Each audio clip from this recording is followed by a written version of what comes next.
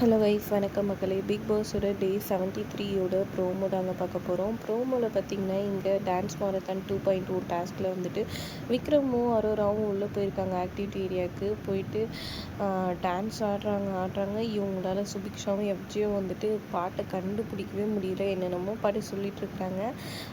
1 ஹவருக்கு மேலே ஆச்சு. நெக்ஸ்ட் பாட்டுக்கு போகிறோன்னு சொல்லிட்டு நெக்ஸ்ட் பாட்டு இது பண்ண சொல்கிறாங்க. அப்போ வந்துட்டு மட்ட சாங் வருது. அதை வந்துட்டு கரெக்டாக சுபிக்ஷா வந்துட்டு கண்டுபிடிச்சிறாங்க.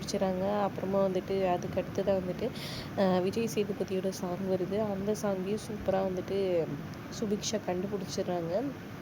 அப்புறம் இங்கே அரோராவும் விக்ரமும் வந்துட்டு எல்லா இதுவும் முடிஞ்சிட்டு 2 ஹவர்ஸ்க்கு மேலே வந்துட்டு அங்கே ஆடிக்கிட்டு இருந்துட்டு வராங்க. எல்லாருமே போயிட்டு அவங்கள கட்டி பிடிச்சி கூட்டிகிட்டு வராங்க. உண்மையிலே செம்ம ஸ்போர்ட்டுங்க. அவ்வளோ நேரம் ஆடி உங்களுக்கு வந்துட்டு புரிய வைக்க ட்ரை பண்ணியிருக்காங்க. செம்ம சூப்பர்னு தான் சொல்லணும்.